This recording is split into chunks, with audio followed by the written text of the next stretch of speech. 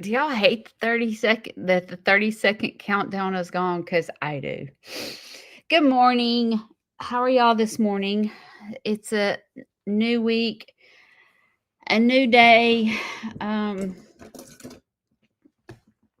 I feel like I should start the video like this because that's how I feel. This is how I feel this morning. Okay. All right. So when you're on the struggle bus and you wake up in the morning, like I do every morning, a train wreck, we got to learn how to dance. And learning how to dance is thinking about what makes you dance. And when I think about like what really makes me dance, it's when I feel good. Like I feel good physically, mentally, emotionally, and spiritually. And I'm like, when I feel balanced is when I feel my best. But it's not like I don't wake up every morning balanced. So I have to figure out how to balance myself. So usually what I do sometimes when my mental state is off, it's usually because I'm overwhelmed. Usually. Um that's the first thing. And it's usually because I have too much going on. And when I do a self check-in, I'm like, okay, Judy, how do you feel mentally? And I'm going to back up just a minute because today I have to go to the doctor, to my psychiatrist to renew my medication.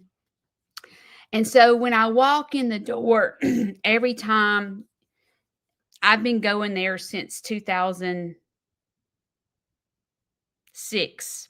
That's how long I've been going to the doctor. And when you first walk in, the nurse comes out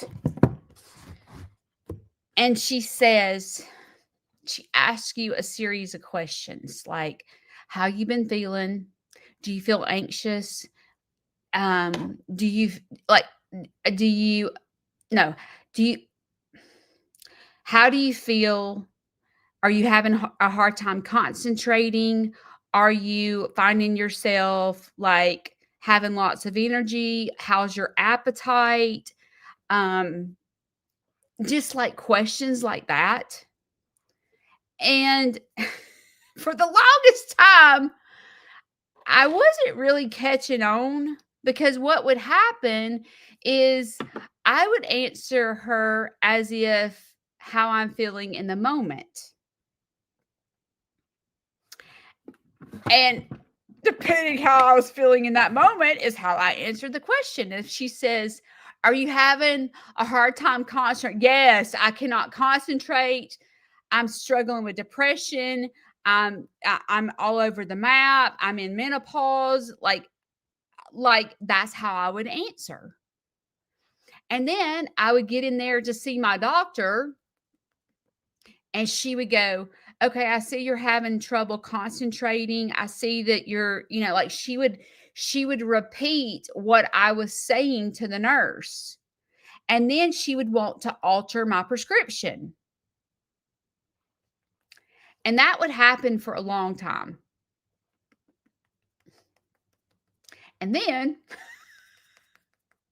it got to the point when you're trying to find the right cocktail to make you feel better, it is hard. Especially, it's hard. It's like when you're in a psychiatric doctor and you're trying to figure out like how to get your depression better, and you're like, you take a prescription, you go home, you take it for, I don't know, let's just say 3 months, and you come back, you're like, I'm still depressed. It's not working. Like I need something else. And so then they add a mood stabilizer to your antidepressant. And then you go for 3 months and then you're like, oh, this is making me nauseated. And so then she changes it. And then you go another 3 months and then you're like, this is making me where I cannot stay awake. I'm so tired. And so then she changes it. It's like, it's so hard to find the right medication. And I will say most people get frustrated and give up. And they're like, medication doesn't work for me because it takes a long time to find the right medication that works with your chemistry in your head. And so, I was very fortunate because in the midst of my treatment, uh, I don't know if this is a new thing, but and I've said this before on my live, but she did a chemical breakdown. I don't know if that's the right word, but she swabbed the inside of my cheek and sent it off to a lab to figure out how I process medicine because I was having a hard time with side effects. And when she got the chemical breakdown to figure out what my body will react to, all of a sudden it was like she put me on the right medication and it was wonderful. And I was like, wow, I went through all that, and all you had to do was swab my cheek because we learned that I was a fast metabolizer when it comes to medication. So I'm very sensitive to medicine. The least little thing would make me go to sleep, and I was unable to work because I kept falling asleep. Like I just couldn't function. And now we learned that I don't need a high dose of medication because I process it really fast, a small dose. So a small dose does me well. And there's certain medicine that will not work with me because I'm a fast metabolizer. And so when I go in there, I go every 3 months to, so I see a counselor, and then you have to go to a psychiatrist for medication. So, I've been on the same medication since 2010. So when I go in there and, I tell her how I feel, I was telling her how I felt in the moment. Well, I hadn't seen her in 3 months. And so what I realized through my counselor, because I kept saying, she keeps changing my medication. And she was like, what are you going in there and telling her? And so then I realized when I go in there, she means, are you having trouble concentrating in the past 3 months? But I am the type of person, I feel emotions very strongly. So, like, and things get stuck in my head. Like, if I have a problem with someone or something happens, I can't get it off my mind until I fix it. And I'll sit there on the fence and my brain will just spin. I can't sleep. Like my brain just spins out of control. And it's like, I try to figure out how to fix the problem, and when I can't fix it, my brain spins and I don't sleep. I sit and worry. I worry, worry, worry. And then I'll be asleep. And all of a sudden I'm waking up to go to the bathroom or something. And then I can't go back to sleep because I'm thinking about the problem and how to fix it. And it is something that I'm not proud of. I have found, which I've talked about this before, but I have found that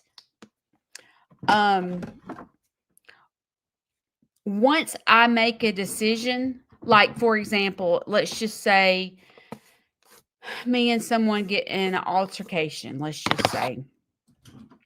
And if she just won't talk to me no more, okay? So like she goes and she blocks me, let's just say. Oh my God, it drives me crazy. I will replay it over and over and over in my head because I can't fix that. She blocked me. I can't fix it. And I'm like, I'll just play over and over and over and over and over and over until I am slap worn out. And um but if I have to block, let's just say I'm the one in control and I block her, then I'm okay because I made a decision. Even though I don't like it, I'm okay. I can go through life and go, okay, I had to do it. I had to do it for my own well being. And so it's because it's almost like I'm a control freak. I have to be in control. And when it comes to my life, I have to be in control of my life. Well, I've learned when I go to the doctor, I have to have to go, okay, I'm scared I'm going to talk about today, how I feel right this minute. I said, so bear with me because I have a hard time talking about how I felt over the past 3 months because my feelings are so strong that I feel in that moment that I have felt like that for 3 months. It's like I've been having trouble with my ears. Ever since my surgery, I have been having trouble with my ears. And when they ask me, do you feel this way? It's hard for me to remember what's been happening. Like I'm feeling because my emotions in the moment are so strong that I'm like, I'm dizzy. My ears feel full. Are you feeling like that forever? Yes. It's like because my feelings are so strong in that moment, it's hard for me to think, okay, Judy, what have you felt like since June? And in that moment, I'm like, it happens every day, all day long. It's driving me crazy. I cannot handle it anymore because that's how I feel in the moment. But the truth is, it doesn't happen every day.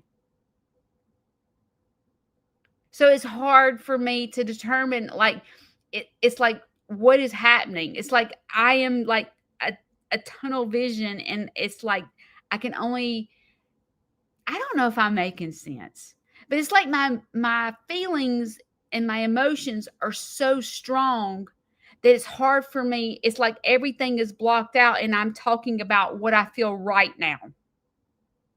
So I had to prepare myself when I go to the doctor and go, okay, crap, I don't even know what I did 3 months ago. Like, what have I done the past 3 months? Have I lost concentration? When she says, are you how's your appetite? Well, if I have no appetite that day, I'm like, I don't have an appetite.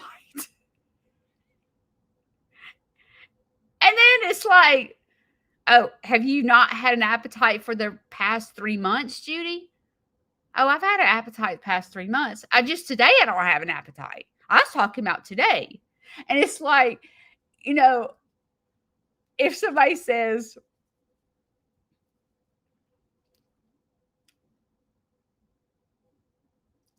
well, Judy, yesterday you said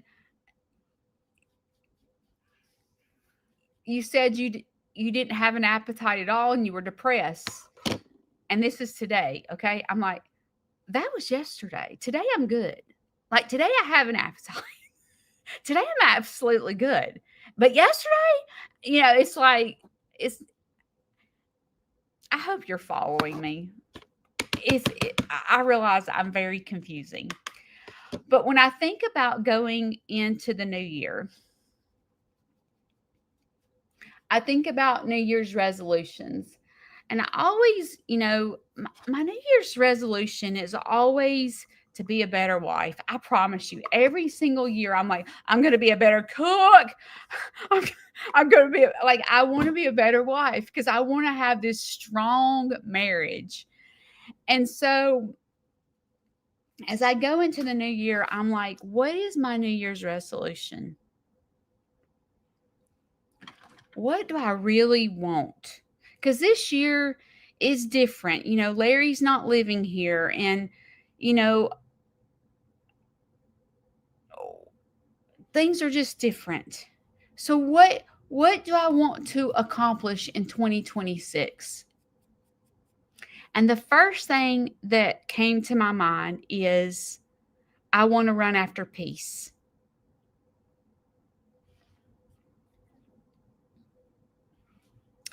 And then I think, why am I saying that? Why am I saying I want to run after peace?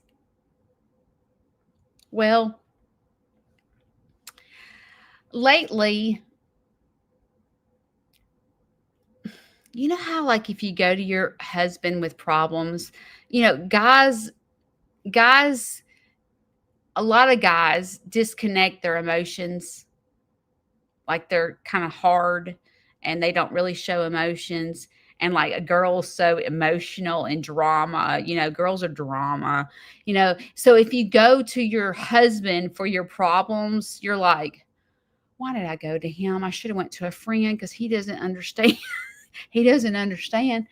Well, lately I have been talking to him about my problems. And it's usually at the supper table because that's the only time I get to like be in front of him and like have his attention is usually at the supper table. So he'll say, well, how was your day? Kind of chit chat, when you're at the supper table. Well, how was your day? And I began to tell him, some kind of problem that happened and that, why isn't this opening? Oh, I don't know. Like one day I said to him, I said, well, me and such got in an argument. And so then I began to tell him what happened. And I'm like, I broke it down and I really don't understand. And he'll go,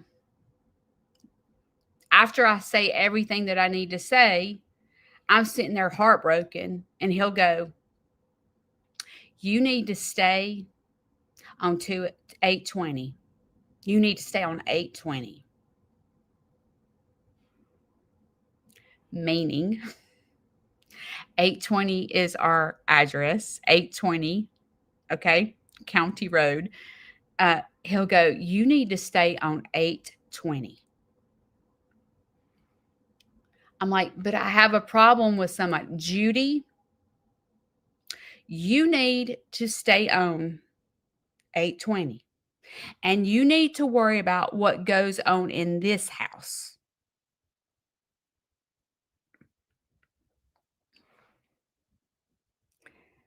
And at first, I was like, he's so mean. He's so mean. But I find myself, I either got my feelings hurt, you know, when I'm scrolling, I like TikTok because they don't give you copyright claims. Anyway, so I'm on TikTok and I'm scrolling, and there's all these people that are my age, and they make these funny videos about like their kids not calling or like the kids not answering text messages. I'm like, oh, I so get it. I so get your pain. And so I was saying to Shane, I was out there. I said, Shane, I said, because I was picking up sticks yesterday. And I hate when I can't find a makeup brush. I was picking up sticks yesterday out in the yard. And it was over there where the zip line is and the little, I don't know what you call it, monkey bars. I don't know what you call that. And I was like, gosh, I need a swing set. I want a swing set. I mean, Shane and I, any day now, we have a grandbaby due. and we have 5 grandkids. 5, okay? And I was, like, picking up sticks, and I was like, "Man, we need a swing set," because, uh, we have a grandson that's 11, we have a grandson that's a year and a half, we have a grandson that's about 6, we have a granddaughter that is about 4 months old, and we have a newborn coming. And so I was like, Shane, we need a swing set," is what I was thinking in my head. And I was sitting at the supper table last night and I said, "Hey, I was out there picking up sticks and I really was thinking that I really wish that you would build a little thing where we could buy swings for the grandkids." And I said, then all of a sudden I started thinking, how many times have we seen our grandchildren this year?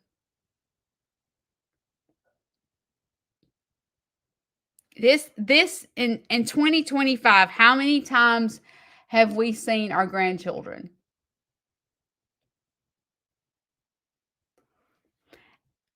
And so I was trying to count up the times, and then it was like, how many times have you seen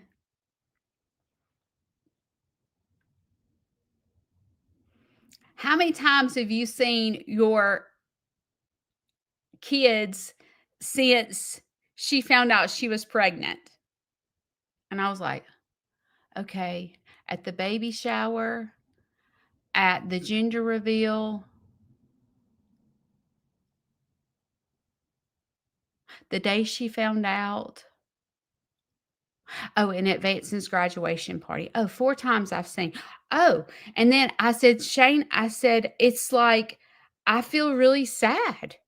I said, "When I'm on TikTok and I see these other people our age that can't get their kids to respond to them in a text message," I said, "I feel their pain."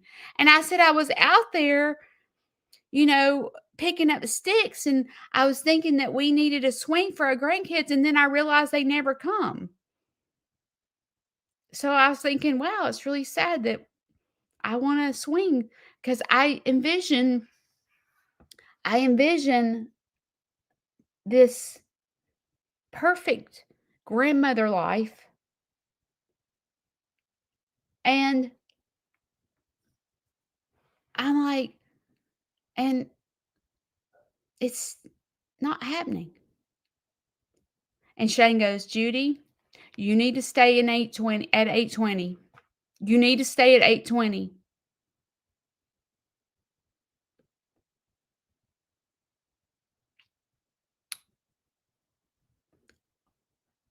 You need to stay at this address. You need to worry about what goes on in this house."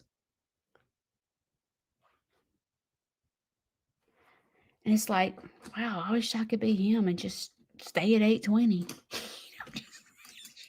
I'm just saying, and not let my brain go to other people's street addresses.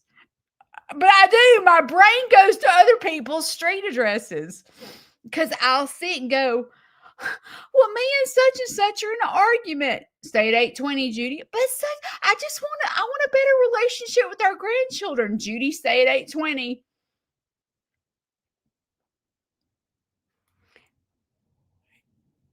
And, last night I was on the phone with the nursing home and uh I was talking to Shane about that, and I'm like, "I just wish that he would do blah, blah, blah. Judy, stay at 820. You're at the nursing home. You need to stay at 820."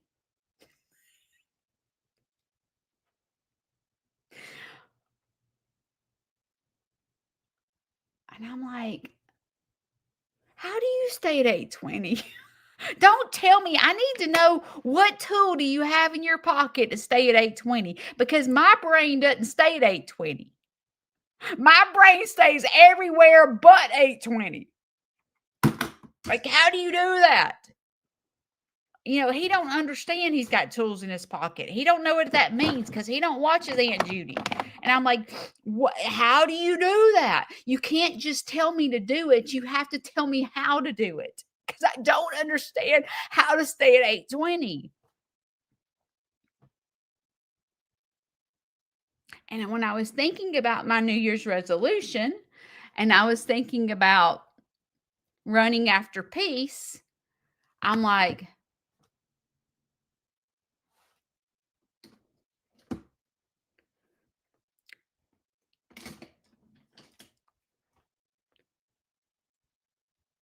what is it going to take for me to run after peace?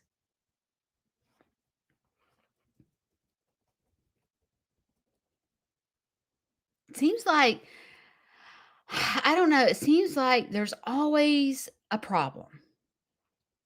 I mean, if I ain't making a friend mad, I'm making somebody mad, or somebody's trying to close down my farm, or I'm getting shut off, getting monetized on Facebook, or I'm getting a copyright claim, or I've pissed the kids off, or I'm like, I can't, like, it seems like every day is chaos. Every single day is total chaos.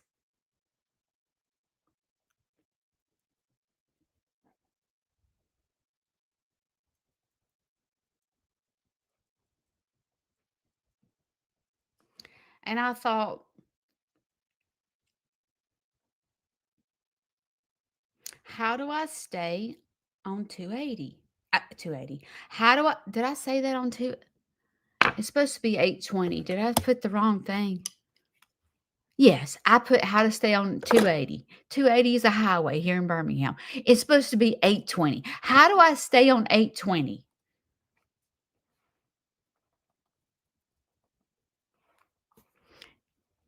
Parts of me go, is Shane just all talk and he don't stay on 820?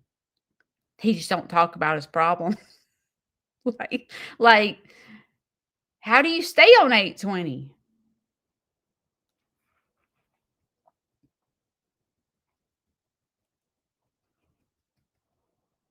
And it's like when you're dealing with anybody other than yourself,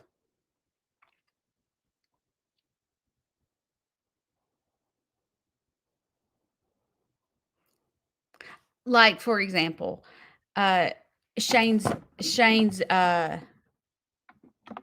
of Shane's kids, uh when they had their baby, they didn't want anybody at the hospital at all. Not the day of the delivery, not the after the baby was born at the hospital. They wanted absolutely no one at the hospital, and I'm like, who does that?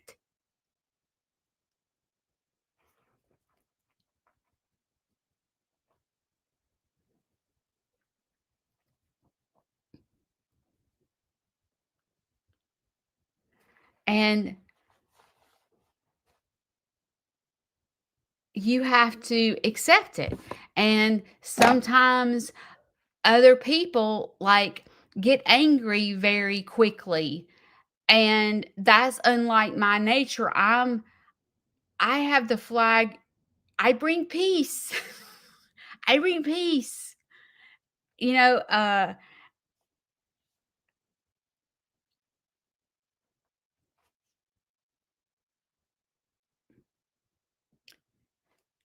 and not everyone has the same personality as you. And somebody said to me, um, they said something about me being so disciplined,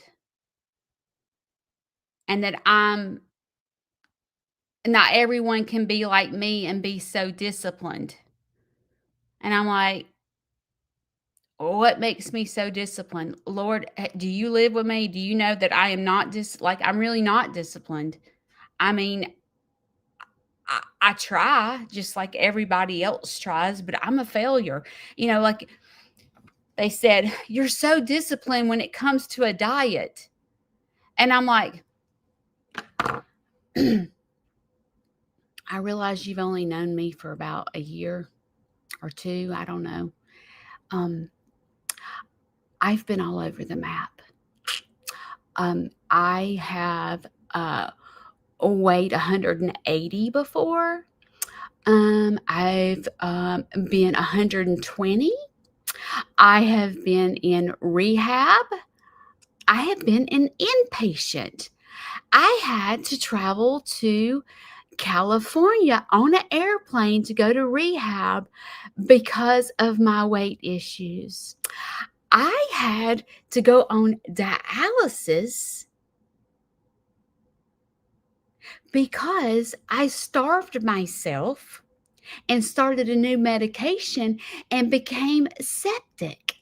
And I was in intensive care on dialysis and almost died. And I'm like, and not everyone can be like me and be so disciplined.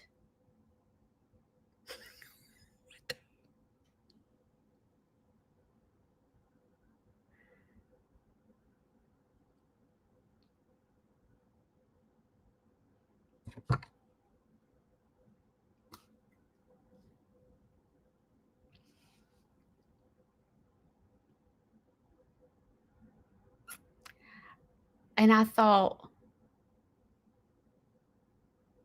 why do they think I'm so disciplined? Because I've been able to go on Weight Watchers one time in my life and lose weight by eating. That's the first time in my entire life that I've ever been able to go on a diet and eat 3 meals a day and lose weight. And I ended up getting in the 120s, which is really skinny for me. I look like a stick.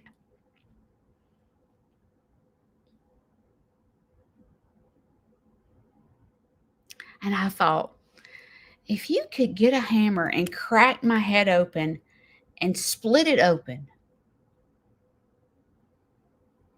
you would see that I struggle every single day.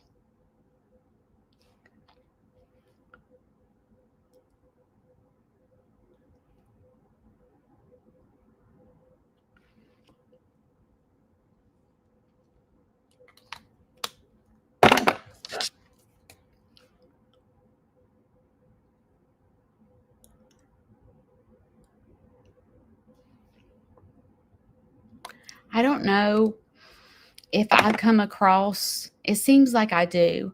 I think I come across on my lives like I got all my crap straight.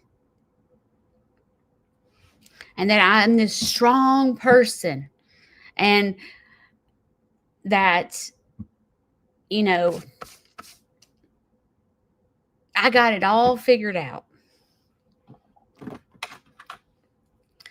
And that's the furthest from the truth.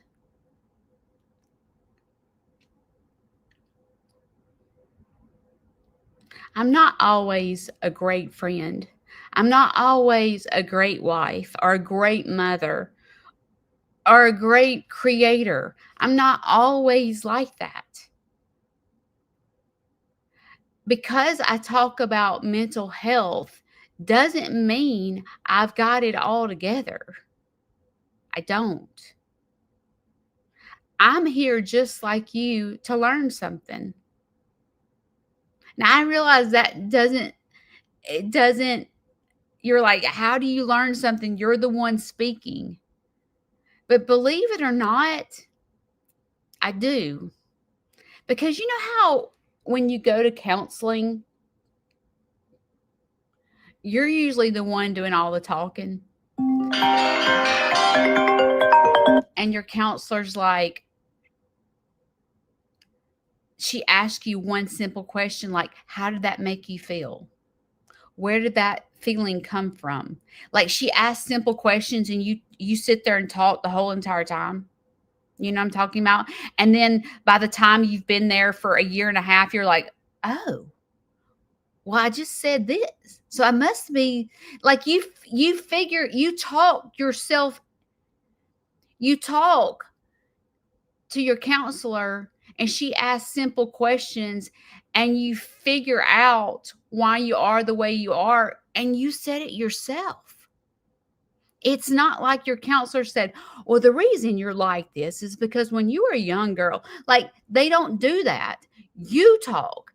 So when I'm here in the mornings and I'm doing my morning live and I'm the one talking, I help myself by talking through it. Because prior to me going live, it's hard for me to talk through it. Like when I'm out there, let's just say sitting at the creek and I'm trying to process things, this is how my brain works.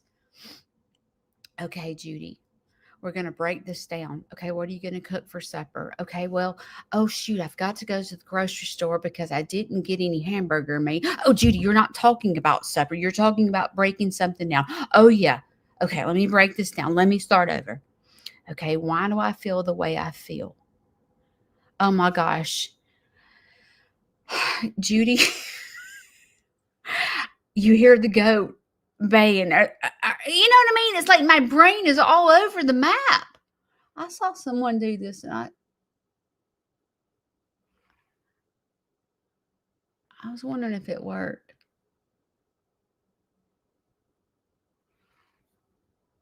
My brain, it takes a long time. So when I'm here talking, I I talk myself through it. So I'm here for you and me. Like we're here together. But when I think about my New Year's resolutions and I'm running after peace, I'm like, what is it going to take for me to run after peace? What does peace mean? What does peace mean?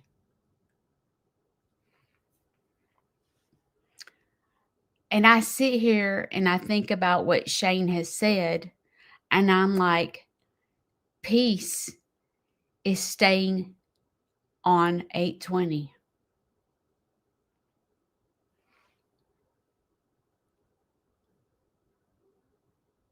That is that is peace. Another word for staying on 820 is staying in your own lane.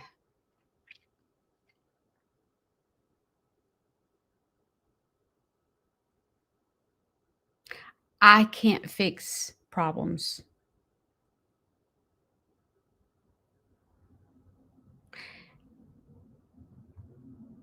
I can't make people text me back. I can't develop relationships with people that don't respond to me. And I have to be okay with it, even when it's your family. I have to be okay with it. I had to be okay with, I can't go to the hospital. I have to be okay with grandkids are not going on social media. I have to be okay with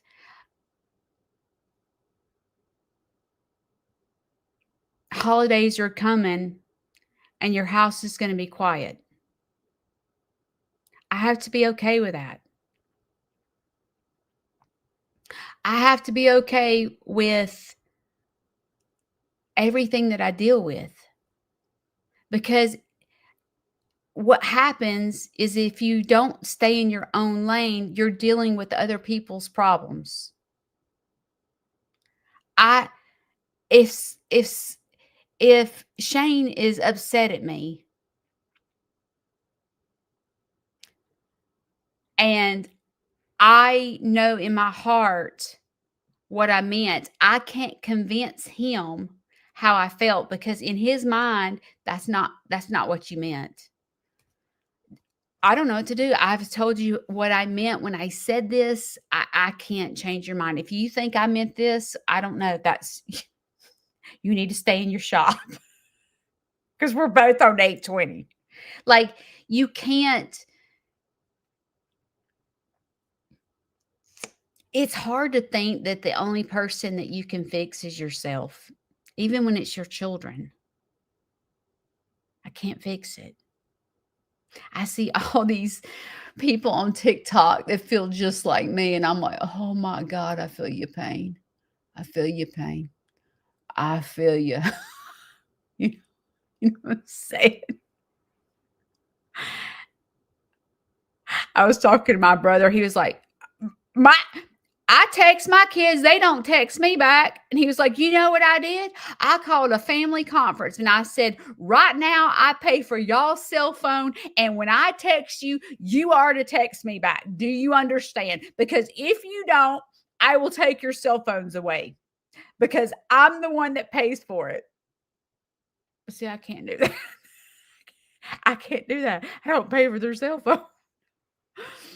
So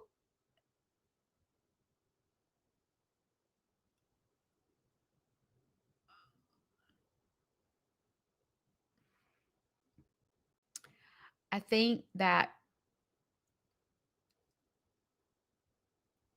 running after peace is staying on 820. And how am I going to stay on 820? I'm not perfect, which means I've learned that anytime there is a new routine, a new way of doing something, whether it be a diet, whether it be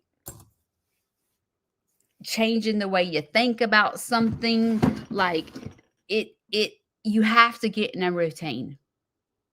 You have to retrain your brain.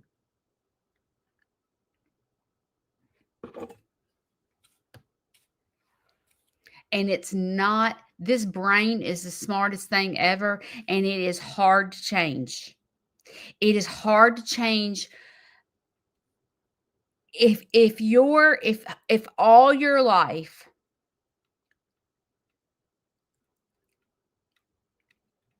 how do I put this? If all your let's just say that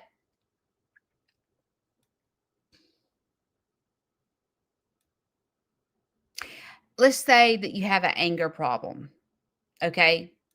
And all your life you handle problems with anger, okay? To retrain your brain from anger is hard. My brain goes to chaos. It is hard for me to retrain my brain not to go to Mars. When there's a problem, it's hard for me not to go to Mars. Like I have to train my program to go, you've got to run after peace, not chaos. You've got to run after peace and not anger. Anger, chaos causes anxiety, high blood pressure, tension, headaches. It interrupts your appetite. I mean, I could go on and on and on about how those bad habits go to a bad place.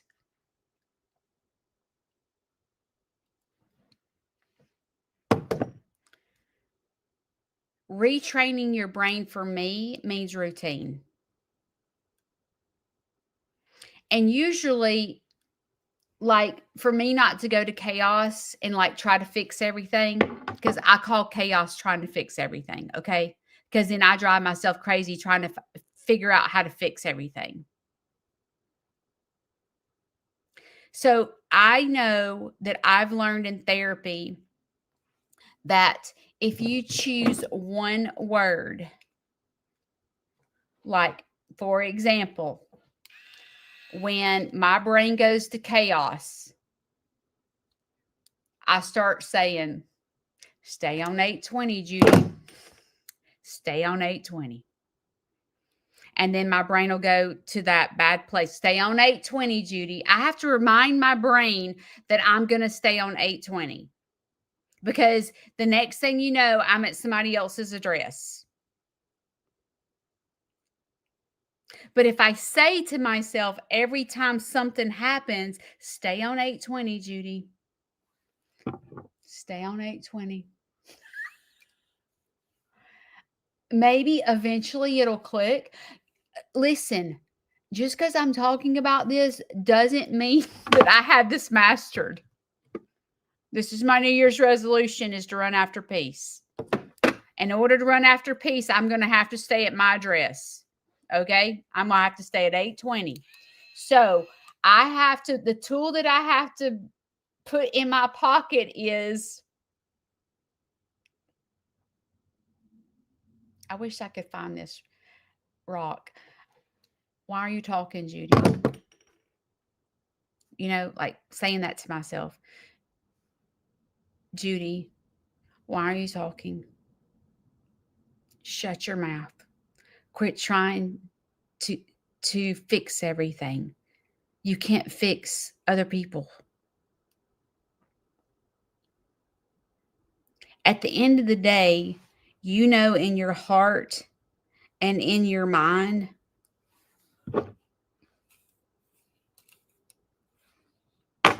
whether you're a good or bad person. You know in your heart whether, like, when there's a problem with someone, let's just say, you know in your heart if you did something wrong or you did something right.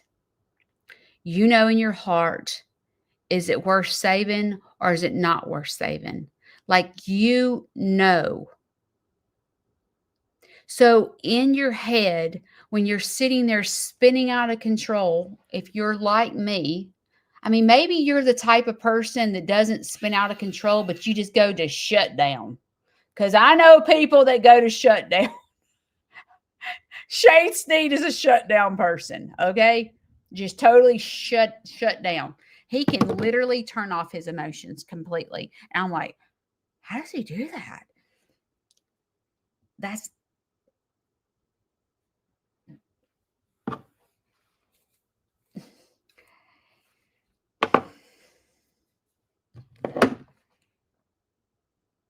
shutting off emotions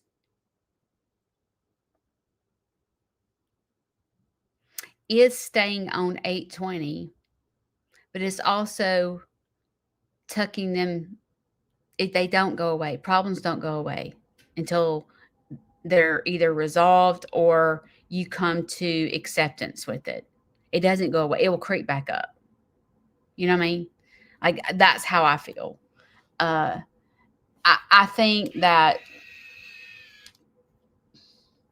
if you're the type that shuts down, I don't think that's very helpful. I think that causes the same high blood pressure and anxiety and headaches, because usually people that shut down have anger. I think. I don't know. I might be wrong. But what tool do we need in our pocket to stay on 820? I personally think just saying it. Stay on 820, Judy. I think that helps me recognize that I'm at somebody else's address and I'm not at my own. It doesn't mean it doesn't hurt.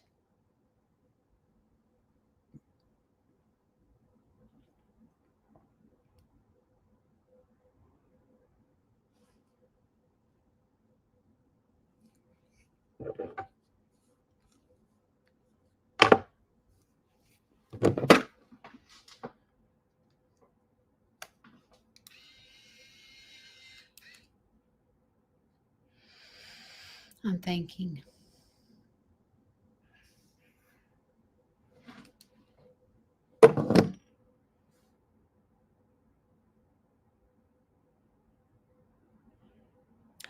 I'm trying to think when I'm in the moment of something, am I strong enough to go stay on, stay on 820, Judy? And I do think I can say that, but can I program this brain to really stay on 820?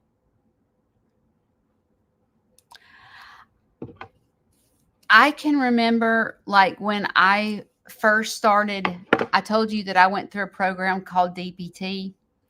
And I remember when I first walked into that door, we, we used to do this exercise, and she took a crackling candle, and we sat there and looked at the candle or heard it, like close our eyes and listen to the candle. And we were supposed to let go of the chaos and be in the moment. And I remember when I first started that program, I was like, this don't work. Because my brain was everywhere but where we were at and trying to think about the present. I can remember that. And it took forever for me to be able to settle my mind to be present.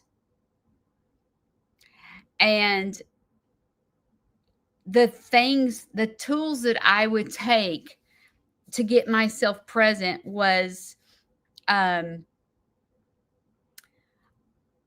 would walk around my property and record things for 1 minute that brought me to mindfulness, like me sitting at the creek with the water flowing, or a crackling fire, or sitting in a chicken coop listening to the chickens,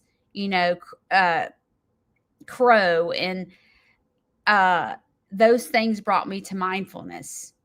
And once I began to practice that, I was able to finally achieve being able to walk into that room and listen to the crackling fire and rest my brain. But sometimes when your brain is in chaos and you're at somebody else's address, it's hard for your brain to turn off. Like you're like, I can't do that. It hurts. Like I wish I could turn my brain off. And that is how I felt during the first parts of that therapy. I was like, I can't turn my brain off. It takes practice. It takes being consistent. And it doesn't mean you have to be perfect every day. That's not what it means. It means practicing, and you have to practice when you're not in chaos.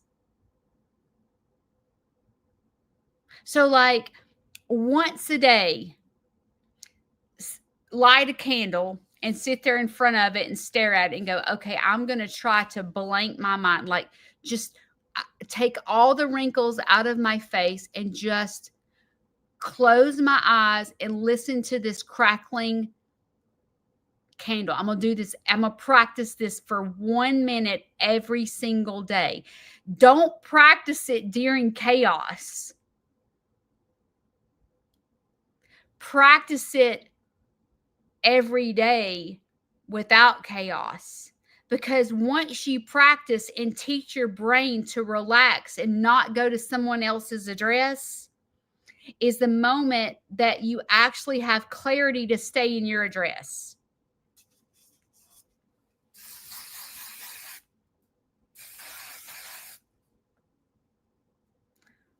I'm talking to myself too. So maybe we can put this tool in our pocket. Maybe set on your calendar every day at a certain time and go, today is 1 minute of mindfulness. Every day at this time, I'm going to light this candle and I'm going to try to relax my brain, because your brain is a powerful tool and you have to learn to control your brain. And the only way you can control your brain is routine and practice.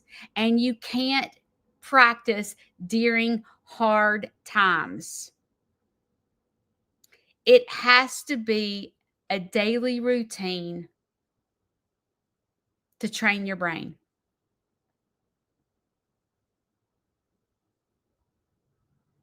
Did you hear me? Do I need to shout at the people in the back? You have to practice it every day. It doesn't come natural. Learn to be present. And when you're listening to the crackling fire, what are you hearing? What are you smelling? What are you seeing? Ask yourself those senses to get yourself to present where you're not at someone else's address. You're at your address in your house with the fire little candle going, present. So today is Monday and you have choices. Sitting it out is being at someone else's address. Because being at someone's address causes you grief, unhappiness, worry, stress, anxiety, just total chaos. Dancing for me is being present at 8:20. So you have that choice. What are you going to do? I love you guys. Think about your New Year's resolution. Mine is to run after peace. And to run after peace means staying on 8:20. I'll see you later. Bye.